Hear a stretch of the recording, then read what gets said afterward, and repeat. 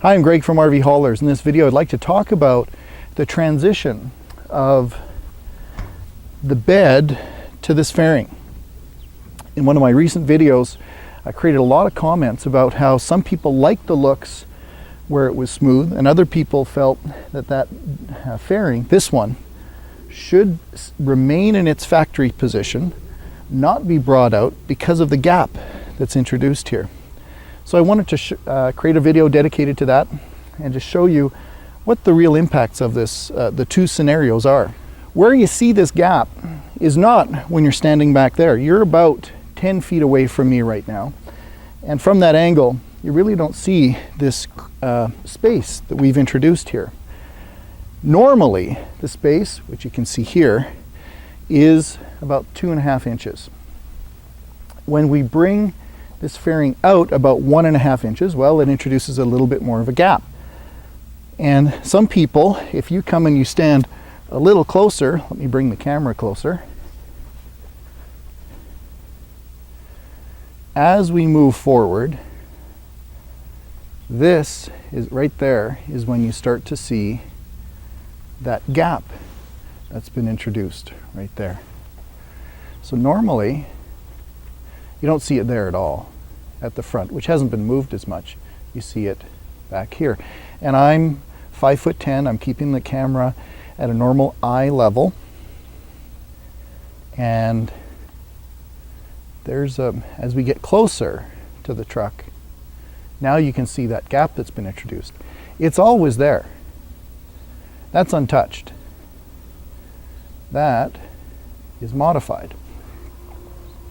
Okay, let's take it from this angle now.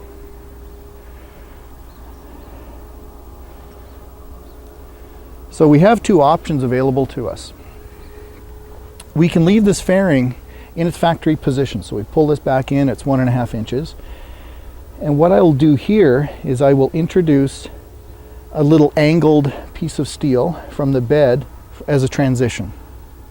So the fairing would go this way, and then the bed would have a little piece of steel that would angle in.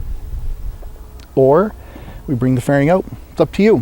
Whatever your likes are, whatever your visual preferences are, let us know, and that's what we'll do for your RV hauler. I've also got some great feedback from one of my recent videos on how we could perhaps deal with the fuel filling situation. The fuel tank level, the top of the tank, the nozzle is right here.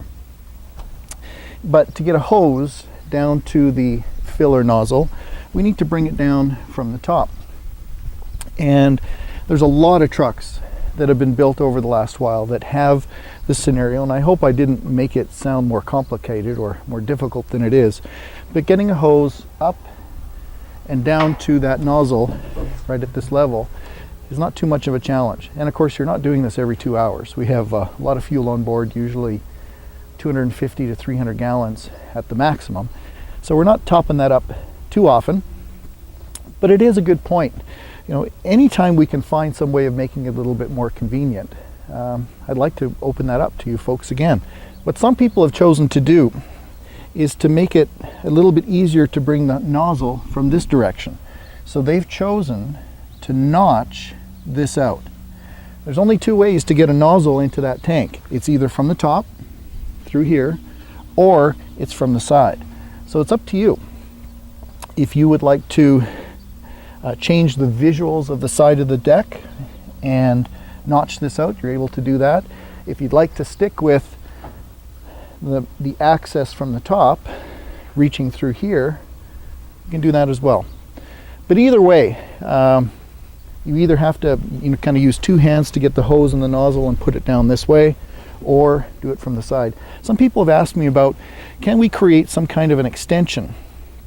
So can we bring the tank filler point up higher and bring it to more of this level? And the answer is yes, we could do that. So this would get more of a flat surface, and we could create a hose of some sort that went down in here. I haven't created that yet, but that's an idea that I think we could explore as well. Overall, I want to say, please keep these comments coming. one couple set of brains here at RV Haulers, 3-4 guys, we can only create so many ideas. And I really appreciate those of you that take the time to make comments, to throw out ideas, challenge us, and try to make our builds better.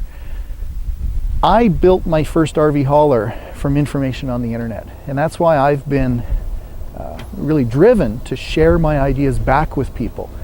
So I'm trying to return to the community of folks that have built these heavy-duty trucks. And thanks for watching. You know, our website is www.rvhaulers.ca. Thanks.